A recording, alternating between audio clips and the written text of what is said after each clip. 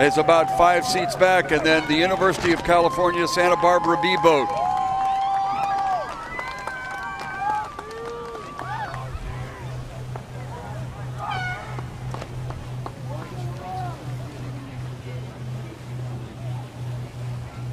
Event number 70, Women's Collegiate Varsity Petite. Lane 1, Gonzaga University. Lane 2, Grand Valley State University. Lane 3, Cal State University, Sacramento. 4, Kansas State University. 5, St. Mary's College. 6, Western Washington University. We have one heck of a race right now. We're past the 500-meter mark. And right now, it's really too close to call. The early leader was the Hornets from Sacramento, out in lane 3. Grand Valley's in it. In fact, the only crew that's kind of out of it, so to speak, is the Western Washington University in lane 6. But the other crews, there's no more than 5 seats separating the lead crew from the 6th place crew. So 750 meters in. Your leader in lane number 2 now, Grand Valley, the Lakers from Grand Valley State University.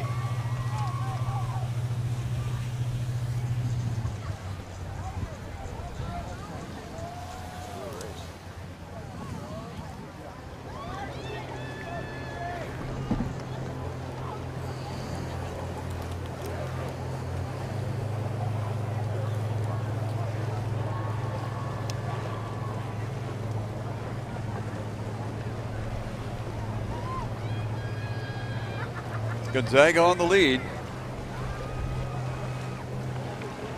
And they're being challenged by Grand Valley.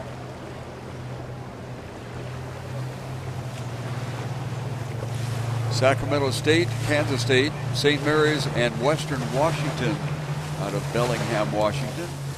In this, the Women's Collegiate Varsity Petite Final. At 1,000 meters, Grand Valley and Gonzaga looking towards Sacramento State and then Kansas State. However, St. Mary's is nudged into the picture and Western Washington trailing.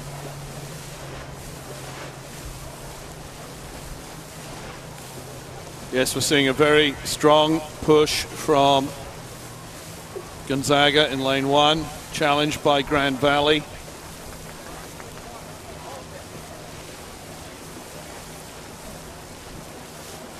This is for position 7 through 12 in the Women's Cal Cup. Water relatively calm considering the amount of wind that we have, but the crews are now beginning to get into that wind tunnel area, the Ingraham Street Bridge, where the winds can whistle underneath the bridge because the lay of the land has narrowed down, and the wind gusts through there could be stronger than they would be ordinarily because they are focused on that one point coming underneath the bridge. Looking to the far outside, it's like St. Mary's has moved up just a bit, as has Western Washington. However, the leader are not under attack right at the moment.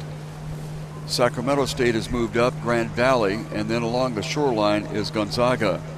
Yes, it's Grand Valley who have now dealt with that third 500 better than all the rest of the crews, and they've pushed out a lead to just clear water, so it's about a length.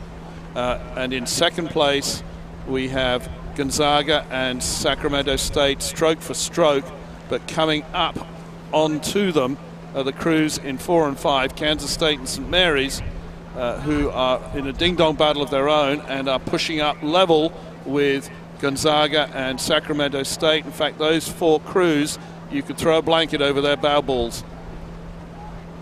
Grand Valley in lane number 2 continues on the lead. The flashing white blades, as you see them from this vantage point, continuing to move rhythmically and keeping the front part going for them.